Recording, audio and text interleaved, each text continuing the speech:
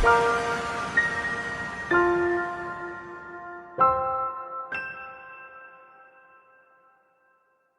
yung verses 18 to 24 ng ating text talks about two different mountains. So sabi ko na kanina, Mount Sinai and yung Mount Zion. So yung two mountains and two different experiences ng mga tao, depende kung nasaan sila, kung sila ba ay nasa Mount Sinai o sila ba ay nasa Mount Zion. So unahin natin yung Mount Sinai. So tinawag ito na the mountain of blank. The mountain of fear or takot. At ito ay makikita natin sa chapter 12 verses 18 to 21. Babasahin ko po ito sa salin ng New King James Version. Sabi ito, "For you have not come to the mountain that may be touched and that burned with fire, and to blackness, and darkness, and tempest, and the sound of a trumpet, and the voice of words, so that those who heard it begged that the word should not be spoken to them anymore, for they could not endure what was commanded. And if so much as a beast touches the mountain, it shall be stoned or shot with an arrow." And so terrifying was the sight that Moses said, "I am exceedingly afraid and trembling." So yung verses 18 to 21 is a flashback. It's a flashback ng story from Exodus chapter 19 verses 10 and onwards. Ito yung event kung saan bumaba ang Diyos sa Mount Sinai. At kung saan nakita ng tao yung kanyang great power, yung kanyang great authority, at yung kanyang great presence. Dito nag-umpisang mabuo yung lumang kasunduan or yung Old Covenant. So yung Mount Sinai, ito ay physical mountain. So ito ay nakikita, ito ay nahahawakan, at hanggang sa panahon ngayon ay nakatayo yun.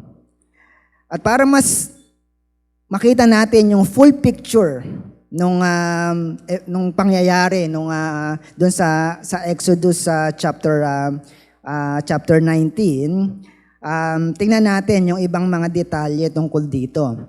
So, yung Mount Sinai sa pagbaba ng Diyos doon sa bundok na yon ay binakuran nila yung buong bundok. So hindi ko alam kung binakuran ba yun nila ng kahoy or kung bato or kung sarili lang nila yung ginawa nilang pangbakod doon sa paligid ng bundok. Pero yung idea is walang pwedeng pumasok or walang pwedeng humawak doon sa bundok na yon. There was strictly no trespassing. At pag may lumapit sa bundok nang di nararapat, tao man yun o hayop, ay babatuhin or papanain. Ano pa? Intusan sila na maglaba ng kanilang mga damit at magsuot ng malinis na damit at umiwas muna sa sexual activities. Dahil after 3 days ay kakausapin sila or magsasalita sa kanila ang Diyos. And then, sa taas ng bundok ay may malalakas na kulog. May kidlat at makapal na usok. So imagine yung picture ng Mount Sinai nung mga oras na yon. And then bumaba ang Diyos na parang isang apoy at nabalot ang buong bundok ng makapal na usok at nayanig ang bundok. Nagkaroon ng earthquake. At pag tumunog ang trumpeta, lalapit ang mga Israelita at magsasalita sa kanila ang Diyos. Maririnig nila ang matagal na tunog ng trumpeta na palakas ng palakas hanggang marinig nila yung boses ni Moses at yung boses ng Diyos na nagsasalita. Nagsalita ang Diyos mula sa bundok. Narinig nila ang kanyang tinig. Pero para sa kanila, hindi ito masarap pakinggan. Mas malaki yung naramdaman nilang takot kaysa pagkamangha. They felt this unbearable fear. Unbearable fear.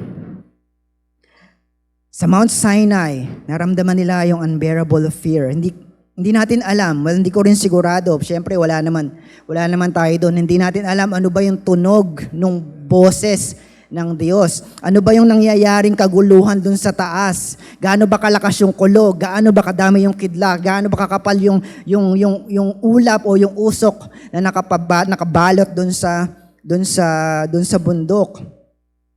Ang alam lang natin, sunod-sunod yung malalakas na kulog at yumayanig yung buong bundok. At hindi rin natin talaga alam kung gaano nakakatakot yung senaryo ng mga oras na yon. Pero para sa mga Israelita na nandun, maging si Moses ay nanginginig sa takot ng mga oras na yon. At tinawag ko itong mountain of fear, pero hindi naman talaga yung mountain, yung frightening o yung nakakatakot. Dahil sa mga oras na yon, yung Mount Sinai was more than just a mountain. It became a holy mountain because of the holy God. At lahat ng marumi at hindi karapat-dapat na lumapit dito ay mamamatay. And then sabi pa sa verse 20, if so much as beast touches the mountain, it shall be stoned or shot with an arrow. Kapag may hayop, kahit anong hayop, hindi ko alam kung baka pati insekto ay na lumapit doon ay mamamatay. Pero sabi, it shall be stoned or shot with an arrow. Notice yung paraan ng pagpatay na itinuro sa kanila. Paano papatayin yung hayop? Babatuhin at papanain. These are long-range attacks. Bakit kailangan long range yung attack nila dun sa hayop? Well, I believe dahil hindi lang nila pwedeng hawakan yung bundok, hindi rin nila pwedeng hawakan yung hayop or tao na nakahawak dun sa bundok. That's how strict yung rules dun sa mga oras na yon. That's how difficult yung kanilang situation. Na baka pag nahawakan nila yung hayop na nakahawak doon sa bundok, sila pa rin ay mamatay. Kaya ang pwede lang nilang gawin ay batuhin yon at panain. Ang Mount Sinai ay isa na lang kwento dito sa Book of Hebrews. So, kinukwento na lang ito ng author.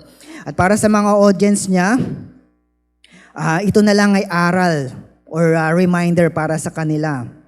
Na yung verses 18 to 21 is a serious warning ng author sa mga naunang Kristiyano na kung iniisip nila na bumalik dun sa dati nilang paniniwalang Hudyo, sinasabi niya na ito ba yung gusto nilang experience? Ito ba yung babalikan nila? Na isang maling tapak, isang maling hawak, isang malaking galaw ay siguradong patungo sa kamatayan. Na bago magsalita ang Diyos sa kanila, kailangan muna nilang maging malinis sa pangangatawan. Kailangan muna nilang maglaba, kailangan nilang maligo, at bawal munang tumabi sa asawa.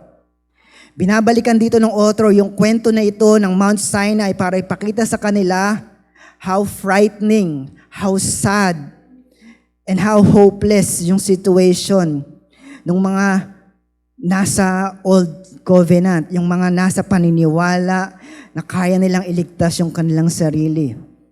At ganito yung sitwasyon na iniisip ng mga unang Kristiyano na para mas madali yung buhay, babalik na lang ako dun sa dati kong paniniwala. Para hindi na ako usigin ng aking mga kapamilya, babalik na lang ako sa pagiging Hudyo. Pero yung author ng Hebrews ay pinapaalanan sila na ito yung babalikan nila.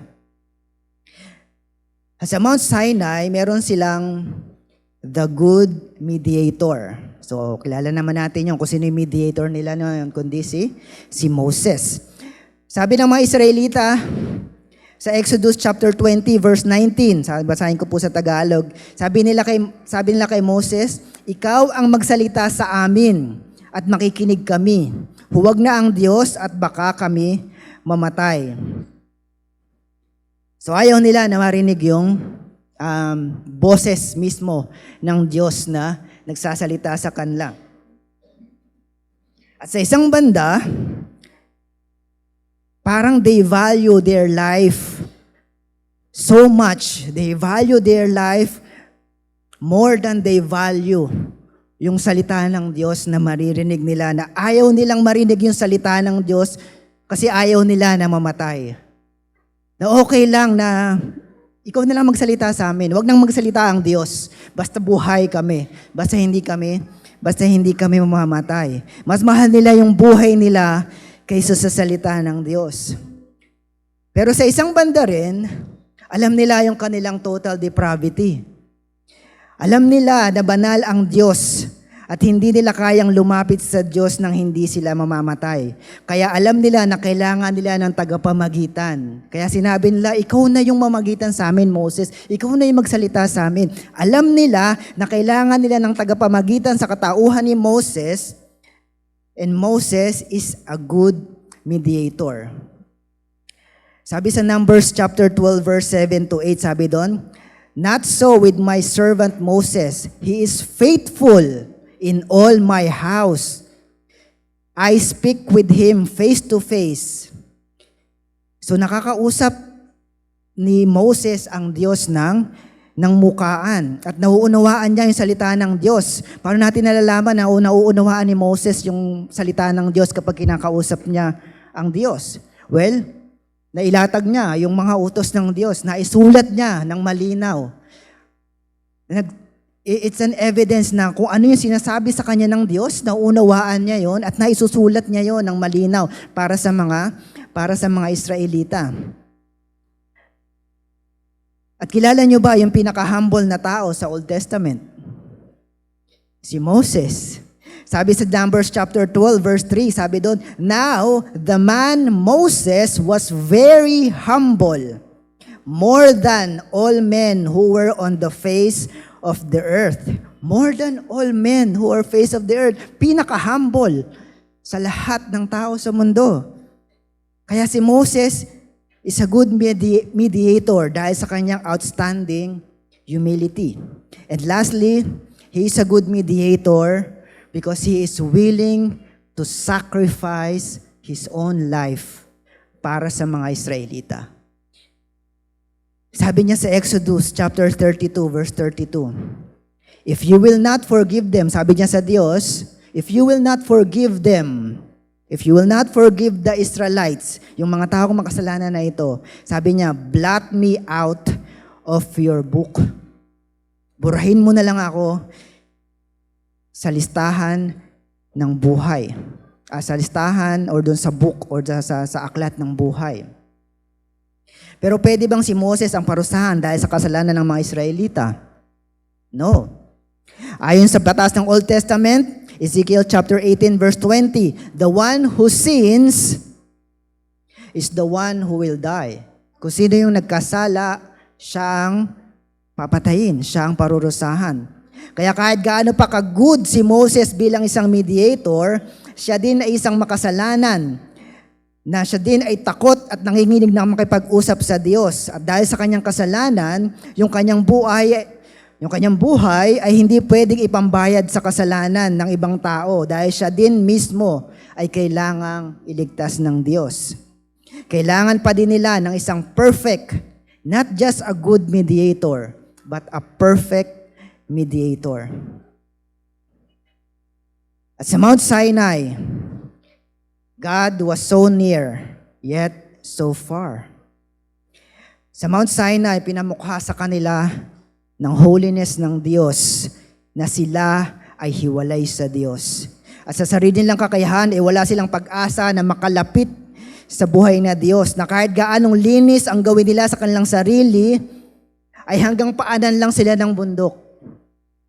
Nung araw na yon, sobrang lapit na nila sa Diyos. Natatanaw nila yung bundok. Halos abot kamay na nila. Pero hindi nila malapitan. Ito yung pinaka nakakatakot at pinaka nakakalungkot na feeling para sa akin kung ako yung nasa situation nila. Na sa Mount Sinai, God went down dun sa bundok ng Sinai to meet His people. But He also warned them to stay away in every possible way. Bumaba ang Diyos para sila ay kausapin, pero dahil sa kasalanan ng mga tao, walang choice ang Diyos kundi palayuin sila kung ayaw nilang mamatay. And that's their biggest problem sa encounter nila sa Mount Sinai. Yung sinabi sa kanila ng Diyos to stay away from me. At isang araw, magkakaroon ng General Assembly of all believers. And imagine how heartbreaking kung sa araw na yon, sasabihin sa iyo ng Diyos to stay away because you're not qualified to be in my presence. Pero buti na lang ay may Mount Zion. So the Mount Zion, it is the blank city. Ano yung blank? It's the heavenly city. Verses 22 to 24. Sabi dito, but you have come to Mount Zion and to the city of the living God, the heavenly Jerusalem, to an innumerable company of angels, to the general assembly and church of the firstborn who are registered in heaven, to God, the judge of all, to the spirits of just men made perfect, to Jesus, the mediator of the new covenant, and to the blood of sprinkling that speaks better things than of Abel. So sa verses 22 to 24, sinasabi ng author na sa lahat ng nakipag-isa kay Kristo, there is hope. There is a better location. There is a better situation. They have a better mediator with the promise of a better experience than that of Mount Sinai. So sa verses na ito, binanggit yung Mount Zion at yung Jerusalem. Yung Mount Zion is a hill. Is a hill in Jerusalem. Ito ay mga physical locations din. Pero sa part na ito, sa verses na ito, hindi na siya tumutukoy dun sa mga literal na physical locations. Sabi dito, verse 22, but you have come to Mount Zion and to the city of the living God. Tinawag niya itong city of the living God. Na direktang minamaliit yung mga city na nakapalibot sa kanila. Dahil yung city of Jerusalem is the only city na ang Diyos na kanilang sinasamba ay buhay. At lahat ng nakapalibot sa kanila na mga bansa at mga bayan ay sumasamba sa Diyos na walang buhay, sa Diyos na inukit, sa Diyos na patay. So Mount Zion is the city of the living God. Sabi pa sa verse 22, the heavenly Jerusalem. Sabi sa Revelations chapter 21 verse 2, babasahin ko po, sabi dito, then I, John, saw the holy city, New Jerusalem, coming down out of heaven from God, prepared as a bride, adorned for her husband. So ito yung the heavenly Jerusalem or New Jerusalem. And it represents yung ating future home and eternal destination sa lahat ng believers. At pag narinig natin yung sa history ng mga Israel, pag sinabing they're going up the mountain or coming up the mountain, it has something to do with their worship or with their place of worship. Aakyat sila sa bundok para sumamba. And Mount Sinai was a holy place para sa mga Hudyo. And it represents the Old Covenant. Pero dito sila sumamba nang may takot, nang walang kagalakan, nang walang kalayaan na lumapit sa Diyos. At kahit gaanong linis ang gawin nila, hindi sila naging katanggap-tanggap sa harapan ng Diyos nung araw na yon. Pero itong Mount Zion is also a holy place para sa mga Hudyo. And it represents the new covenant. It is a holy place. Sabi sa Psalms chapter 2 verse 6, "Yet I have set my king on my holy hill on Zion." On my holy hill on Zion. It's a place of worship ng mga Hudyo kung saan nanirahan si King David noong unang panahon. At dito din unang nilagay ni David yung Ark of the Covenant sa Mount Zion. And then later on, yung buong Jerusalem ay tinawag na Zion. And although it's a physical location, it represents the new covenant dahil sa ginawa ni Kristo. Kaya nung sinabi ng author na, "But you have come to Mount Zion," hindi niya sinasabi na lumipat na sila ng location. This is not a physical destination, but a spiritual position in Christ. Na lumipat na sila from slavery to freedom. Na lumipat na sila mula sa hopeless situation papunta sa pag-asa na meron sila kay Kristo. It is a spiritual position in Christ. At sa Mount Zion, ang kanilang pagsamba, hindi katulad nung sa Mount Sinai, sa Mount Zion ay wala nang takot dahil hindi na sila under the law. Hindi na nila kailangan pang bilangin. Ilan ba yung nagawa kong kasalanan bago ako sumamba? Ilan ba yung kabutihan na nagawa ko bago ako sumamba para maging ako ay katanggap-tanggap sa Diyos? Gaano ko ba nilinis yung sarili ko para ako ay maging katanggap-tanggap? Dahil sa Mount Zion, sa New Covenant, ang lahat ng ito ay ginawa na ni Kristo. At yung kanilang takot ay napalitan na ng kagalakan. Sa Mount Zion, hindi na mahalaga ang panlabas na kalinisan dahil nilinis na tayo ng dugo ni Kristo na naglinis ng ating buong pagkatao. Hindi lang ng ating panlabas, kundi pati ng ating panloob na pagkatao. Kung sa Mount Sinai ay mahigpit ang pagbabawal sa kanila na lumapit sa Diyos, sa Mount Zion, Jesus is inviting all sinners na lumapit sa Kanya. It's not about exclusion anymore.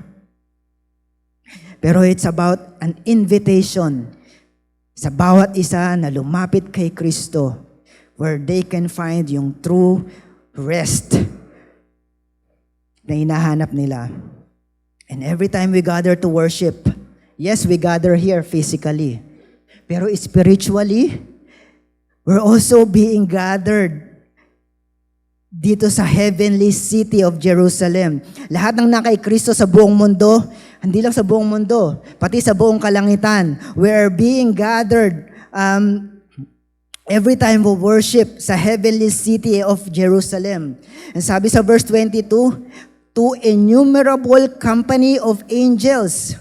Kasama natin yung mga anghel na sumasamba at nagpupuri sa Diyos. Dito, sabi doon, innumerable. Hindi mabilang na mga anghel. Dito isa lang yung angel natin. Absent pa yata. Absent ano. Pero pagdating ng panahon at makikita natin yung innumerable company of angels. At hindi lang pagdating ng panahon, this is happening now. That every time we worship with the innumerable company of angels.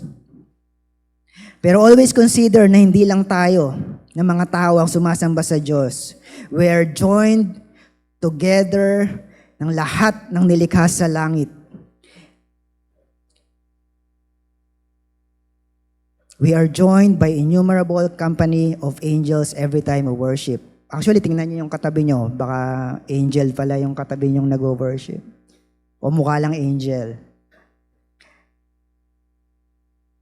Next, General Assembly. Verse 23, to the General Assembly.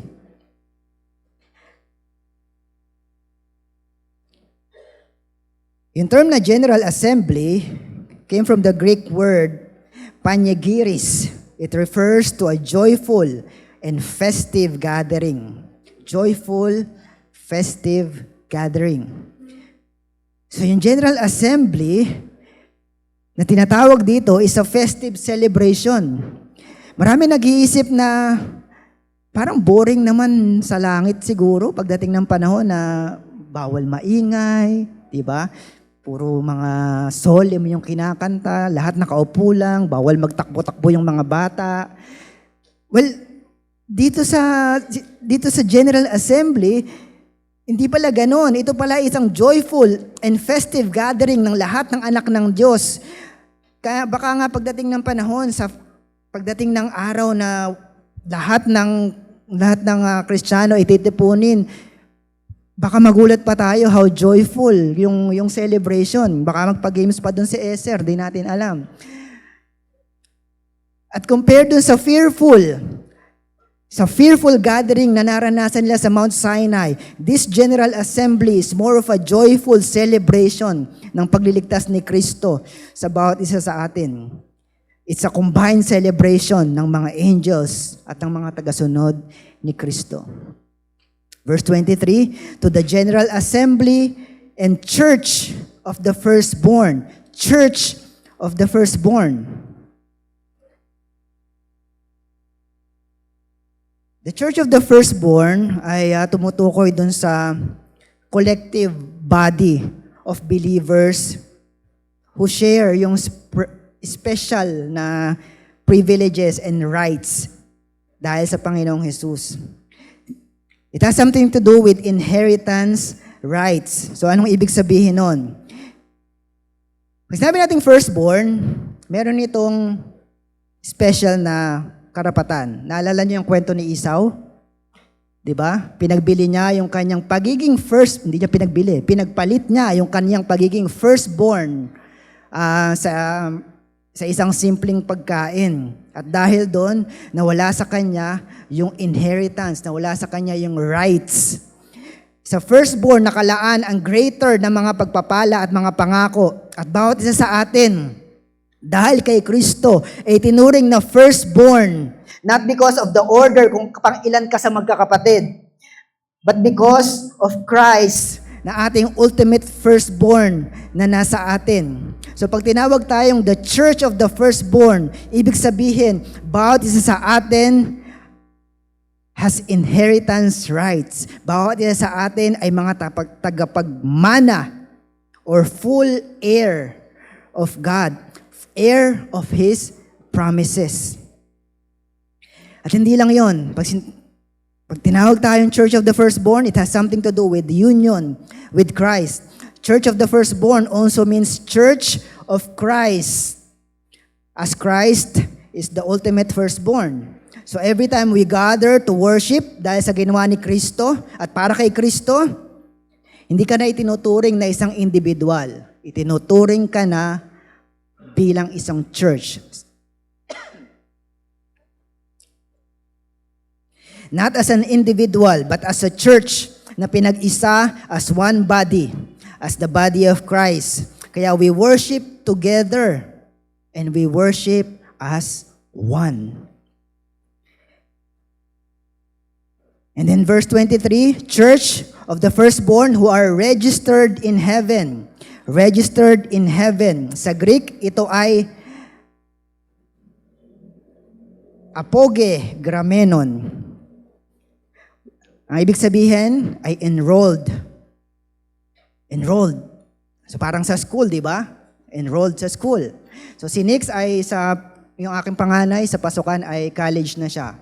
So siya ay nag-apply sa BSU at natanggap na yung kanyang application at nihintay niya yung kanyang schedule ng entrance exam.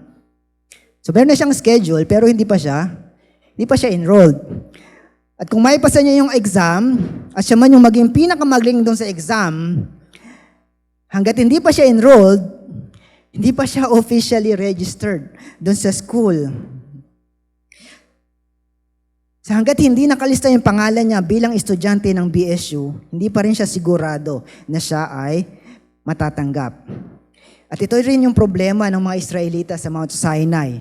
Ito rin yung problema ng lahat ng Hudyo. Ito din yung problema ng lahat ng nagsusumikap na gumawa ng mabuti para sila ay makapunta sa langit. At iniisip nila na pag mas marami silang nagawang mabuti, mas marami silang chance na makarating sa langit. Ito yung problema ng lahat ng tao na yon. Dahil sa kahit anong gawin nating kabutihan, gaanong kalinis man yung gawin natin sa ating sarili, at gaano man karaming kautusan yung ating masunod, hindi pa rin tayo sigurado kung sapat ba yung ginawa natin na yon para maging katanggap-tanggap sa Diyos. Hindi natin sigurado kung tayo ba enrolled na or registered na sa langit kung ang ating basihan ay yung paggawa natin ng mabuti. Dahil gaano ba karaming kabutihan yung kailangan mong gawin para maging ikaw ay katanggap-tanggap sa Diyos. Kaya yung New Covenant, ang nagbigay ng assurance sa mga believers that in Christ, sigurado, yung ating permanent registration, yung ating permanent status and citizenship sa langit. Meron tayong official citizenship. Yung pakikipag-isa natin kay Kristo ang nagbigay sa atin ng official citizenship sa langit. Kung ikaw ay citizen ng Baliwag, ang tawag sa iyo ni Mayora ay anak ng Baliwag. Kung narinig natin yung mga address ni Mayora, tawag ng mga anak. Ayan, ganyan yung tumawag, mga anak.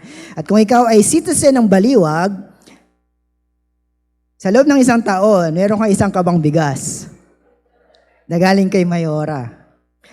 So tawag niya, dahil ikaw daw ay anak ng Baliwag o tinatawag niyang anak.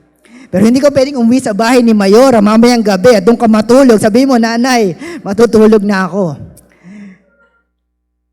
Pero kung ikaw ay citizen ng langit, ang tawag din sa iyo ng Diyos ay anak. At hindi lang bigas.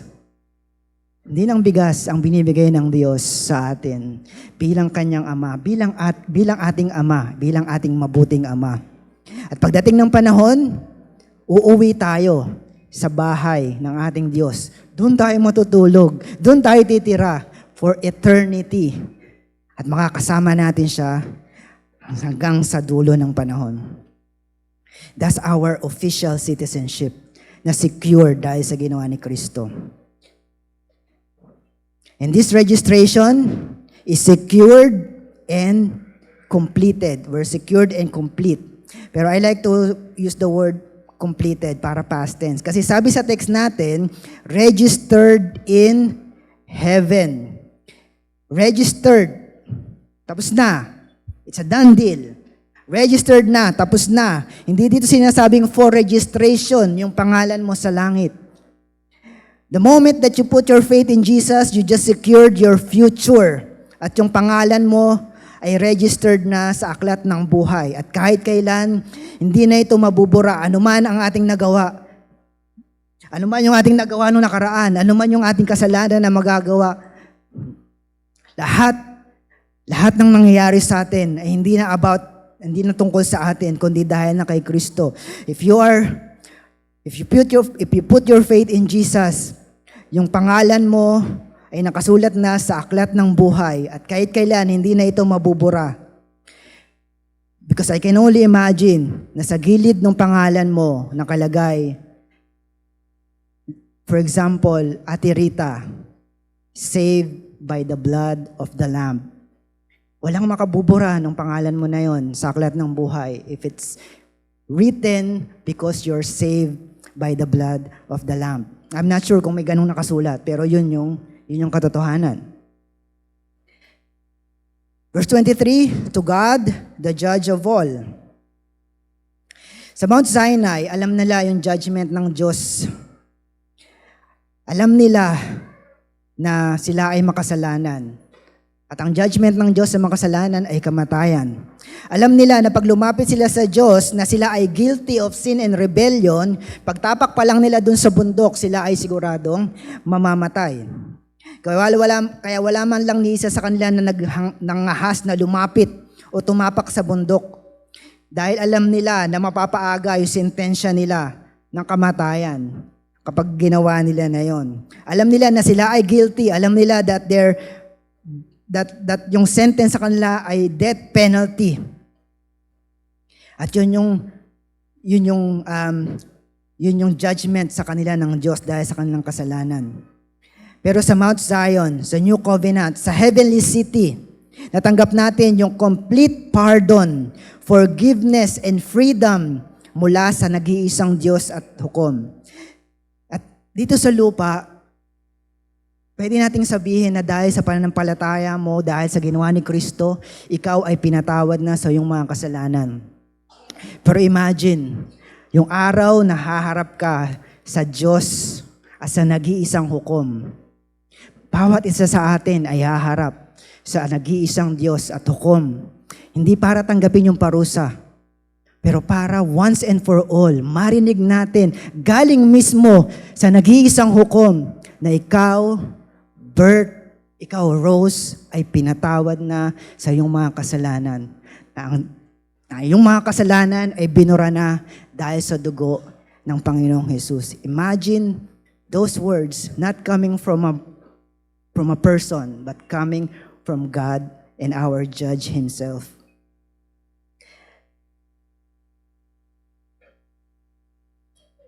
Verse 23, spirits of just men made perfect.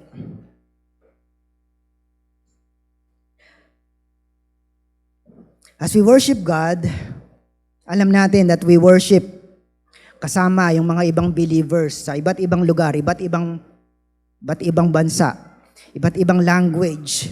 And we are part of this one universal church.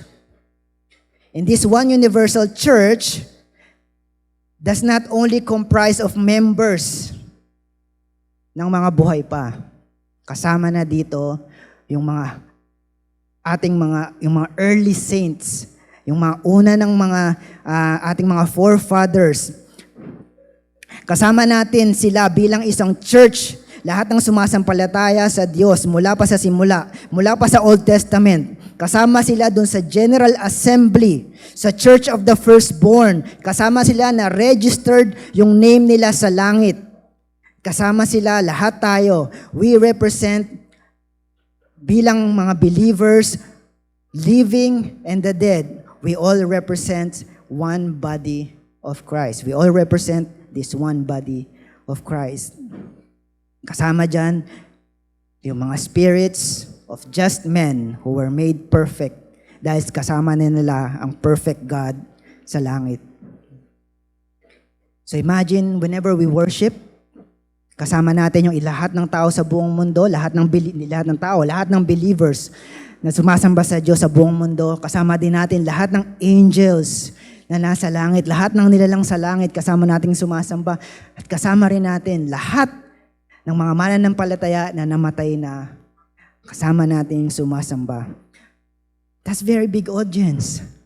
That's a very big crowd na pagsama-sama yung sumamba, umawit, at nagpuri sa Diyos. It's the greatest picture na makikita natin. Verse 24, Jesus the mediator. This is the New Covenant foundation. So Moses was a good mediator. Pinag-usapan natin kanina. Pero Moses is just a preview of Jesus. At kung ang pagiging mediator lang ang labanan or pag-uusapan, Jesus is the better and the best mediator ever. At yan yung gustong i-point dito ng author, kaya din niya binrought up si Moses bilang mediator. Gustong i-point nung author na kahit gaano kagaling si Moses na mediator, wala pa rin siyang laban o hindi pa rin niya kayang pantayan yung pagiging mediator ng ating Panginoong Hesus. Kahit na si Moses para sa mga Hudyo is the greatest mediator who ever lived, he still falls short compared to Jesus. So sa status, si Moses ay lingkod ng Diyos. Pero si Jesus ay ang nag-iisang anak ng Diyos. Sa access, si Moses ay nakapasok dun sa cloud or smoke dun sa mountain of Sinai, dun sa Mount Sinai. Pero si Jesus ay mula sa langit at pumasok mismo sa langit. Pagdating sa sacrifice, si Moses, inoffer niya yung buhay niya bilang kabayaran ng kasalanan ng mga Israelita. Pero it was refused. Tinanggihan niya ng Diyos dahil hindi siya karapat-dapat na sakripisyo or pamalit sakripisyo para sa mga Israelita. And si Jesus din, He offered His righteous life and it was accepted as a blameless sacrifice. At yung pagiging mediator ni Moses natapos sa pagkamatay ni Moses. Pero yung pagiging mediator ni Jesus hindi natapos, nagpapatuloy at magpapatuloy hanggang sa walang katapusan. Siya ay nabubuhay at mamagitan sa atin magpakailanman. Sa ating pagsamba, sa ating pagpupuri, sa ating paghingi ng tawad, at sa ating pananalangin, lahat ng ating kahilingan ngayong umaga, makakaasa tayo na ito ay makakarating sa Ama dahil kay Kristo na namamagitan para sa atin. Verse 24, blood of sprinkling that speaks better things than that of Abel. Naalala niyo yung kwento ni Cain at ni Abel? Pinatay ni Cain si Abel. So sabi ng Diyos, di mo ba narinig yung dugo ni Abel na sumisigaw? Ano yung sinisigaw ng dugo ni Abel? Revenge. Justice. Para kay Abel, si Cain ay nagkasala. At yung dugo niya ay sumisigaw na si Cain ay dapat parusahan at dapat ding mamatay dahil sa kanyang kasalanan. Ayan din yung sinisigaw ng holiness ng Diyos, na lahat ng taong makasalanan at lumapastangan sa kanyang kabanalan ay kailangang parusahan ng kamatayan. Pero ibang mensahe ang sinisigaw ng dugo ng Panginoong Hesus. Sabi sa text natin, it speaks better things than that of Abel. Hindi paghiganti, kundi pagpapatawad ang sinisigaw ng dugo ng Panginoong Hesus. Hindi justice, kundi mercy and grace. Hindi parusa at kamatayan, kundi buhay na walang hanggan. Minisikan tayo ng dugo ng Panginoong Hesus na naging pundasyon at nagpatibay sa bagong kasunduan na ang kaligtasan ay hindi na makakamit ninuman sa pamamagitan ng pagsunod sa kautusan, kundi sa pananampalataya lamang kay Kristo na namatay para sa atin, para akuin ang parusa para sa atin, para siya mismo ang maglapit sa atin sa Diyos patungo sa bundok ng pangako, patungo sa bundok ng buhay na walang hanggan. Yung bundok na wala tayong access noong unang panahon. Dahil sa ginawa ni Kristo, siya mismo yung gumawa ng daan para tayo ay makarating sa Diyos, para tayo ay makalapit sa bundok at mahawakan natin mismo ang Diyos sa pamamagitan ng Panginoong Hesus. So we can have a better experience than those who were at Mount Sinai.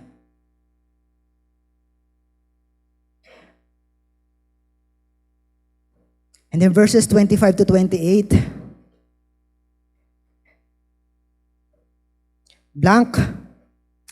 do not blank him.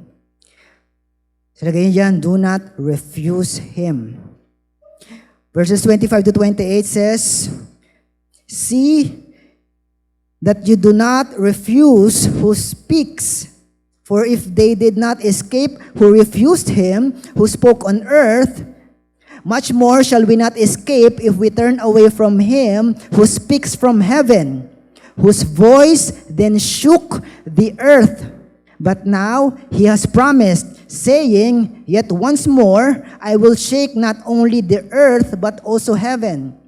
Now this, yet once more, indicates the removal of those things that are being shaken as of things that are made, that the things which cannot be shaken may remain. Sabi sa verse 25, so that you see that you do not refuse him who speaks. So yung him dito ay ang Panginoong Hesus. Yung word na see, doon sa umpisa ng verse 25, see is a primary verb sa Greek. Sinasabi ng author na ito yung kailangan nating gawin. So anong ibig sabihin ng author nung sabihin niyang see that you do not refuse him who speaks? Naalala niyo yung mga Israelita sa Mount Sinai? Naalala niyo how they refused na magsalita sa kanila ang Diyos? Sinasabi nila kay Moses, ayaw namin na magsasalita sa amin ng Diyos, ikaw na lang. They refused the Word of God. They refuse yung Diyos na nagsasalita sa kanila. At paalala dito ng author na wag natin silang gagayahin. Wag natin gagayahin yung mga ninuno natin sa Mount Sinai kung saan they refused the voice of God and they pushed it away.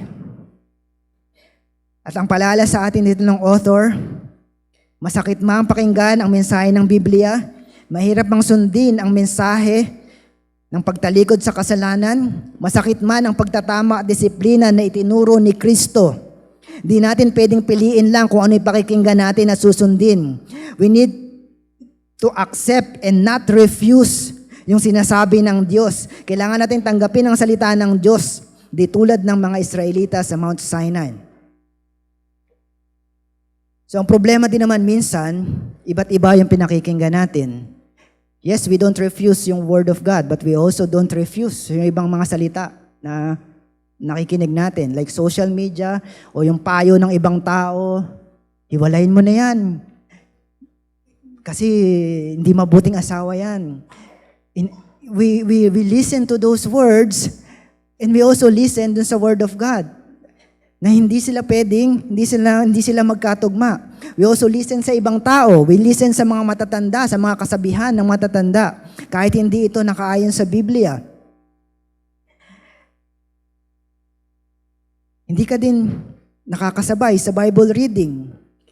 Paano mo malalaman kung totoo ba o tama ba yung payo sa iyo ng ibang tao kung hindi mo alam yung sinasabi ng Biblia? So it's another way of refusing Him who speaks kung hindi natin binabasa yung Biblia at kung iba yung pinakikinggan natin.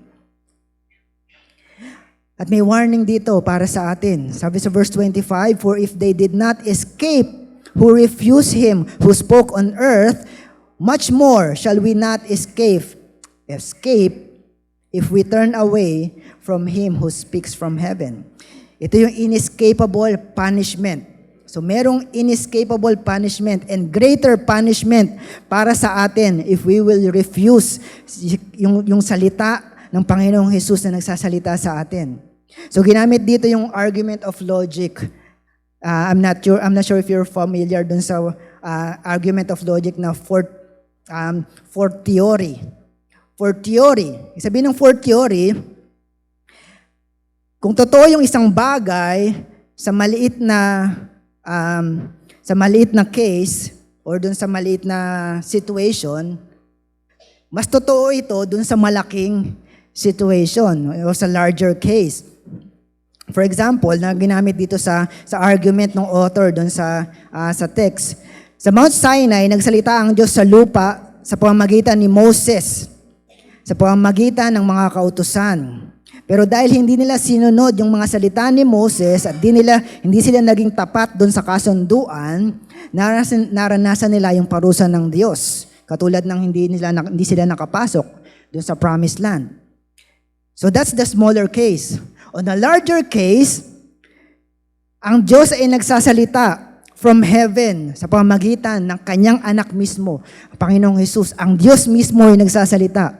At dahil si Jesus ay higit kay Moses at ang salita ni Kristo ay higit kay Moses, yung parusa ng mga tao na hindi nakinig sa salita ni Moses ay higit yung parusa ng mga tao na hindi nakinig dun sa salita ni Kristo. It's more severe kaysa sa mga sinapit. Yung parusa sa mga hindi makikinig kay Kristo is more severe kaysa sa mga sinapit na parusa ng mga Israelita sa Mount Sinai. And that's a warning para sa atin sa panahon na baka iniisip natin na mas mag-aana yung parusa ng Diyos sa panahon ngayon kaysa dun sa dati.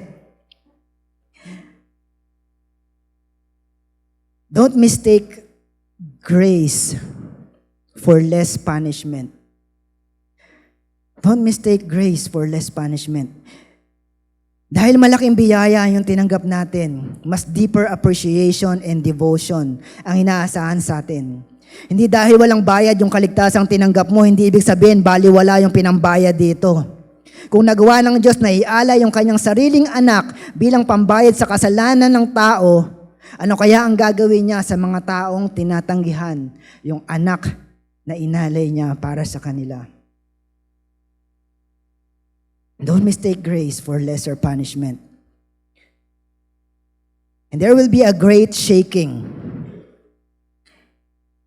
Binalikan dito ng author yung past event dun sa Sinai, kung saan nayanig yung bundok sa pagdating ng Diyos, at tuwing magsasalita ang Diyos, ay nayayanig yung bundok.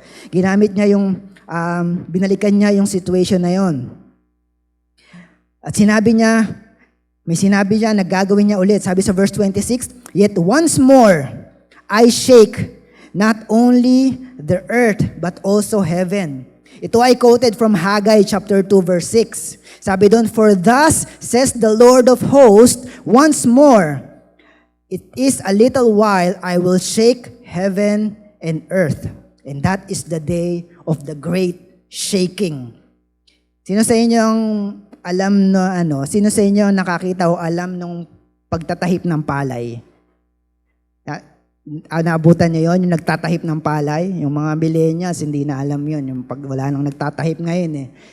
So pag nagtatahip ka ng palay, kasi dati, yung mga chipipay na bigas na binibili ng mga lolo't lola natin, may iba kasamang ipa o marurumi, may mga bato, kung ano pa man yan. Ginagawa nila, nilalagay niya sila isang bilao. Malaking bilao. So i-scoop nila yung mga 3 gatang siguro, para hindi naman mapuno yung bilao. Gagawin nila, i-shake nila yon. Tapos gaganunin. So pag ginawa nila yon, natatanggal yung mga ipa, lumilipad yon. At nakikita nila, humihiwala yung bato, humihiwala yung dumi doon sa bigas. Parang ganun din yung gagawin ng Diyos on the day of the great shaking. He will shake lahat ng bagay. Sabi niya, "I will shake not only the earth but also heaven." Sa araw na yon, lahat ng temporary, sinful or man-made ay sisirain at itatapon para sunugin. Sabi sa verse 27, "Now this, yet once more." Sinabi na, yet once more, o isa pa, uulitin, indicates the removal of things that are being shaken, as of things that are made, that the things which cannot be shaken may remain. So you value your expensive house. You value your relationship dito sa lupa. You value your life. You value your achievements. And you value lahat ng temporary na mga bagay dito sa lupa. Lahat ito will be shaken and destroyed. Lahat ng religion, lahat ng tradition, lahat ng paniniwalang hindi nakabase sa Panginoong Hesus, those will be shaken and will be destroyed on the day of the great shaking. At kung yung puso natin ay nakaayon dun sa mga bagay na temporary at makasalanan, will end up broken-hearted when God shakes all of the temporary things dito sa mundo. And that's a warning, but it's also a promise. Dahil yung ating sufferings, yung ating pain, yung ating sakit, yung pagtitiis, heartaches, problema sa anak, problema sa magulang, sa asawa, sa pera, sa kahirapan, kalungkutan, at lahat ng kabigatan, there will be a great shaking. At haalisin ng Diyos lahat ng bagay na yon. God will shake and destroy lahat ng temporary things so that our joy will be complete in Him. At ang matitira lamang yung ating pananampalataya sa Kanya. Ang matitira lang yung mga unshakable things. Kasama na doon yung unshakable kingdom. Verse 28, "Therefore, since we are receiving a kingdom which cannot be shaken, let us have grace by which we may serve God acceptably with reverence and godly fear." Ano yung mga unshakable things? Sabi dito, it's God's kingdom. Sa loob ng God's kingdom, may God's word. At nandun din yung God's people. So we are receiving, sabi dun sa text natin, we are receiving a kingdom. It's present tense with a future hope. Na sa buhay natin, yung kingdom na ito, nawa ay patuloy na sumaatin kung saan si Kristo ang maghahari. Yung buhay natin dito sa mundo, kung ikaw ay na kay Kristo, gaano man kapait o kahirap.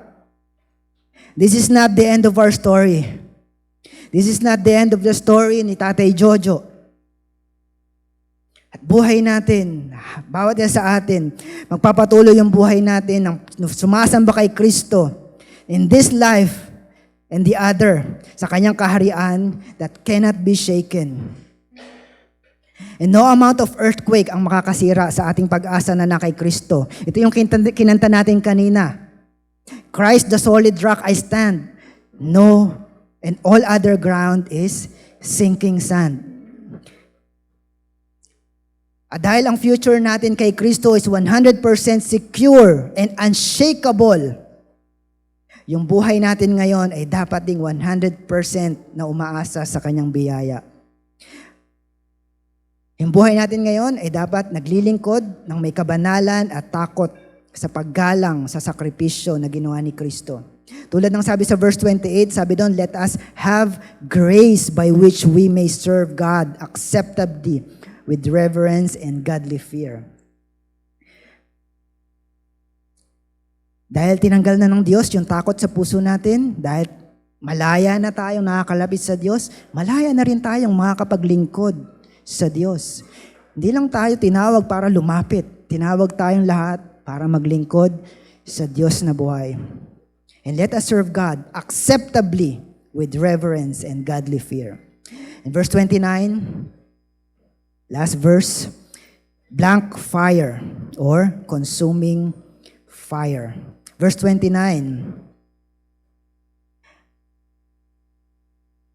Sabi doon, for our God is a consuming fire. Nagsimula yung sermon or yung message natin ngayong araw na ito sa fire. It's a fire that consumed Mount Sinai. Doon sa fire ng Diyos na bumaba sa bundok. At matatapos ito with God as a consuming fire sa Mount Zion. Pinapakita lang dito na ating Diyos mula sa simula, mula sa Old Covenant, mula sa Mount Sinai, mula pa sa simula hanggang sa ngayon ay hindi nagbabago.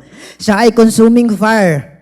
Nung simula hanggang ngayon, He is still a consuming fire. Yung kanyang holiness, yung kanyang galit sa kasalanan, yung kanyang pagpaparusa at yung kanyang kapangyarihan ay hindi nagbabago. Tinawag siyang consuming fire. Where fire can refine or destroy. Unahin natin yung destroy. To destroy.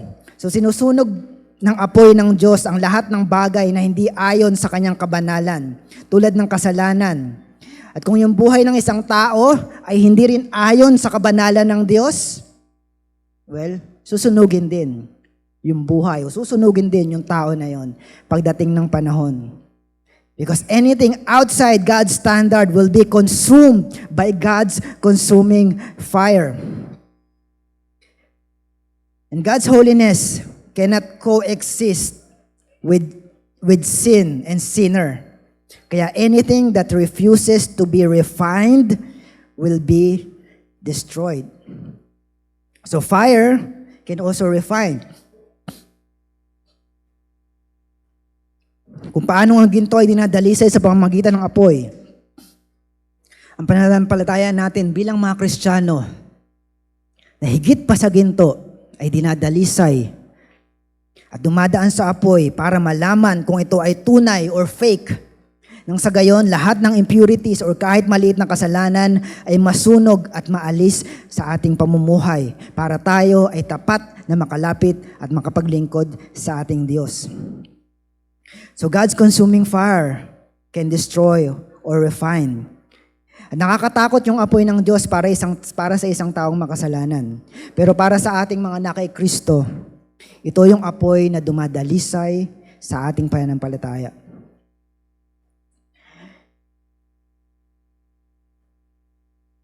So yung ating fear, yung ating takot can be high as a mountain. Pero yung biyaya ng Diyos, His grace, reaches as high as the heaven. Yung ating kasalanan, pag samasamahin man yun at makabuo man yun ng isang bundok ng Sinai, hindi pa rin ito hindi pa rin ito makakaabot or hindi pa rin ito malalampasan yung biyaya ng Diyos na kasintaas ng langit. At ang natural reaction ng isang taong makasalanan sa pagharap niya sa banal na Diyos is matakot. Because guilt produces fear. At ang takot, tulad ng naramdaman ni Adan nung siya ay sumuway sa Diyos, yung kasalanan ni Adan yung nagtulak sa kanya para magtago palayo sa Diyos. Mount Sinai is a symbol of fear. Dahil dito, nakita ng tao yung perfect na requirement ng Diyos para maging katanggap-tanggap sa kanyang presensya. Ito'y nagpaalala sa tao kung gaano kalayo ang agwat natin sa Diyos. At wala tayong magagawa para makalapit sa Diyos sa sarili nating paraan. Gaano man natin pilitin na maging malinis. Pero sa Mount Zion, na sumasagisag sa pag-ibig at biyayang tinanggap natin mula kay Kristo, ginawa ni Kristo yung hindi kayang gawin ng tao. Ginawa ni Kristo yung paglilinis na hindi natin kayang linisin sa sarili natin. At ginawa niya yung daan papunta sa Diyos. Tayong lahat ay pinanganak mula sa sumpa ng Mount Sinai. Pero dahil kay Kristo, pinanganak tayo muli mula sa biyaya ng Mount Zion, the heavenly city, the city of the living God. Sintaas man ng bundok, yung problema natin, yung takot natin, yung kasalanan natin, sintaas ng langit ang biyaya, pagpapatawad at pagtanggap ng alok ni Kristo para sa lahat ng tao. So don't waste your efforts sa paghabol sa kaligtasan sa pamamagitan ng paggawa ng kabutihan. Pagkat lahat na yon ay ginawa na ni Kristo sa kanyang finished work at Mount Zion. Let's pray.